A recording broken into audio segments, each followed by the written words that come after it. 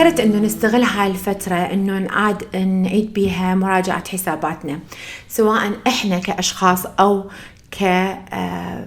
كعلاقات.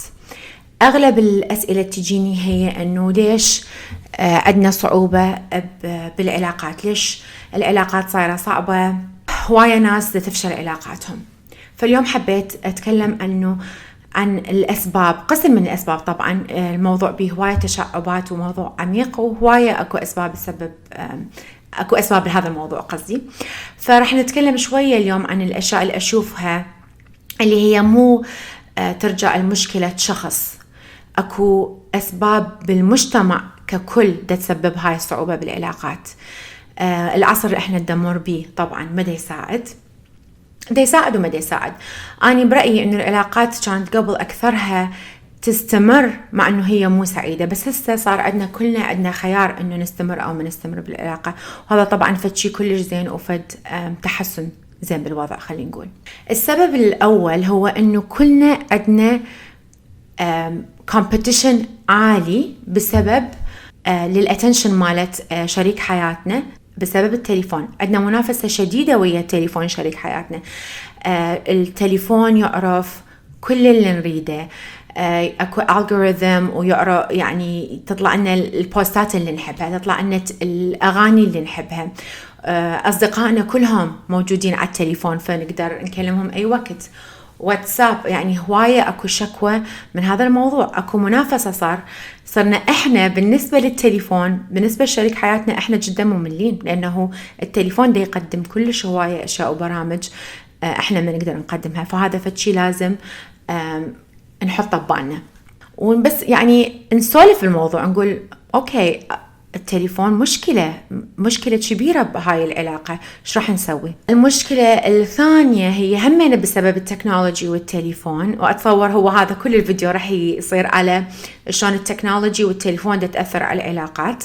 صار جدا سهل نتواصل ويا ناس برا العلاقة. يعني شنو؟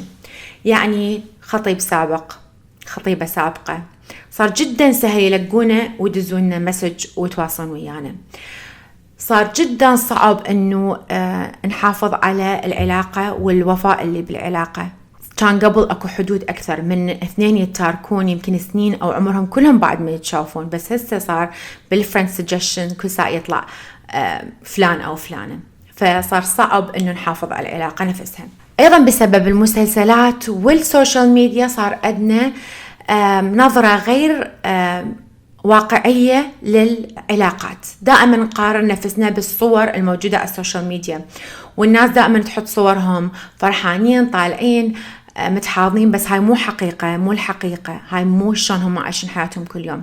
والمسلسلات التركية ترى مو حقيقة، هاي مثل حد يتفرج كرتون، ترى ما لها لا تمت بالواقع بصلة. فأيضا هاي الأشياء تأثر على علاقات. السوشيال ميديا، المقارنة اللي تكونها السوشيال ميديا، هاي كلها تأثر على علاقاتنا.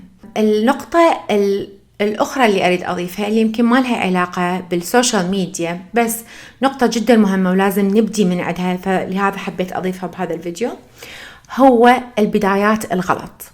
أغلب الناس أصلا بداية علاقتها غلط، أصلا بداية علاقتها مو لأنه هم مقتنعين بالشخص 100%، لأنهم يريدون يهربون من واقع معين بحياتهم، يريدون يهربون من أهل متشددين مثلا، أو وحدة مطلقة خلينا نقول وتريد بس تخلص من تاخذ شوية حريتها، أو ضغط المجتمع أنه لازم تتزوجين شو وقت تتزوجين. هاي بالنسبة للبنات. بالنسبة للولد، الولد مثلا ما يبحث عن إنسانة تكون صديقته، يبحث عن مظاهر خارجية مثلا تكون شكلها معينة وكلش حلوة وجميلة.